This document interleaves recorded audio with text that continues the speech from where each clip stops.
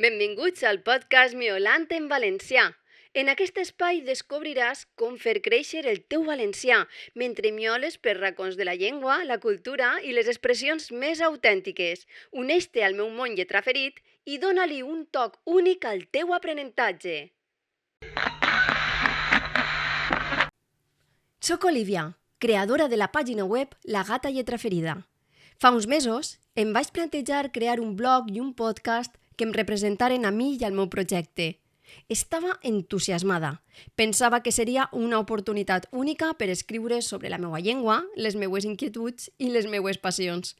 Però aquest entusiasme es va convertir en una quimera quan vaig començar a escriure la primera entrada al blog. Quan em trobava davant de la pantalla, les idees s'ofegaven. Era incapaç de teclejar res amb trellat. I cada vegada que llegia el contingut d'altres autors, em semblava que el que ells deien era molt més intel·ligent i interessant que el que podria aportar jo en milers d'anys. A tot això, la meva psicòloga em repetia en cada sessió que sóc víctima de la síndrome de la impostora i que hauria de treballar una miqueta més en mi i el meu benestar emocional. Té més raó que un sant. Bé, tot i que encara no he arribat a la fase d'autoafirmació que m'agradaria, almenys vaig aconseguint no comparar-me tant amb els altres i la prova és que així em teniu davant d'un micròfon i una timidesa que espere que desaparega a poc i amb molta paciència. Bé, després d'uns globs de te xai amb canella i una reflexió rapideta, he arribat a la conclusió que per a no frustrar-me i no alimentar més la meva ànima impostora, he de ser jo mateixa, escriure sobre allò que em fa feliç i compartir-ho en la meva llengua, que és l'honra més gran que li puc fer. Així que, anem enllà. De xicoteta somiava ser actriu, però els meus dots interpretatius estaven limitats a 2 papers que em restaven possibilitats a Hollywood. El de professora amb un taranà similar al de Mary Poppins, cançons i balls inclosos, i el de femme fatale, influència i fruit dels melodrames que veia a la meva curta edat i sense control parental. Quan interpretava una professora, inconscientment projectava el model de docent que volia ser.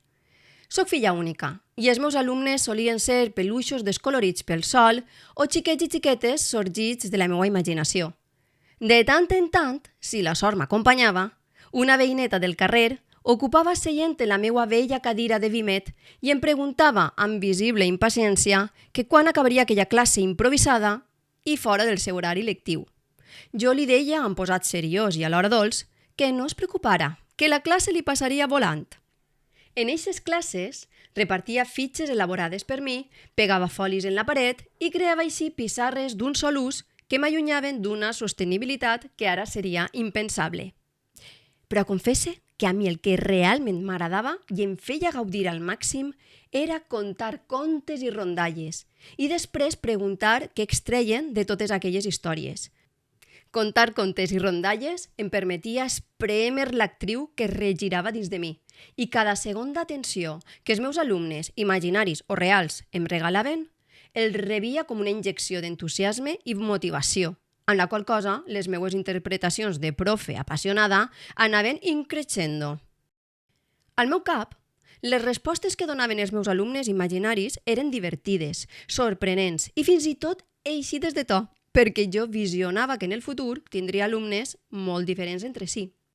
Una de les tasques que més em divertia era posar nom i cognoms als alumnes perquè, exceptuant la meva alumna esporàdica i real, tots havien vingut a aquest món amb el nom d'Isidor, Nenuco o Barbie patinadora.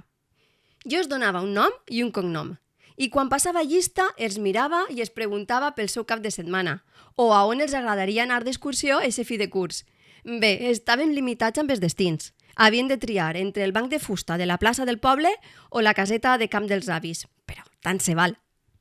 Em vaig adonar que posar-los un nom els dignificava i m'agradava imaginar que els agradava que els cridara pel seu nom per a qualsevol tasca, per molt fictícia que fora.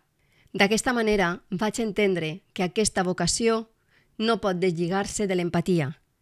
I quan va arribar el moment de xafar una aula per primera vegada, vaig posar el focus en la relació humana, a intentar entendre les frustracions i necessitats de cada alumne perquè el seu aprenentatge fos efectiu i verdaderament emocional. Aquesta mateixa passió per l'ensenyament i el desig d'acostar la llengua a la gent em va portar a crear La Gata Lletra Ferida, molts anys després d'aquella primera experiència. És un projecte dedicat a aquells que necessiten aprendre valencià per arribar a un objectiu concret, però també a aquells que volen sentir la nostra llengua en el cor, sense pressions, amb motivació i amb un acompanyament que els ajudi a viure aquesta experiència d'una manera diferent. En aquest espai, el valencià no és només una assignatura o una obligació, sinó una oportunitat per connectar amb nosaltres mateixos i amb la nostra identitat cultural. A través del meu blog, i ara també podcast, espero que aprengueu, gaudiu i vos sentiu acompanyats en aquest aprenentatge del valencià. Cada episodi que compartiré anirà acompanyat de feina per a seguir practicant la llengua i que l'estimeu cada dia una miqueta més. Trobareu recursos, exercicis, jocs o textos en la meva pàgina web La Gata Lletra Ferida. Així que ara sols em queda dir que fins al pròxim capítol, gatets i gatetes, i seguiu miolant en valencià.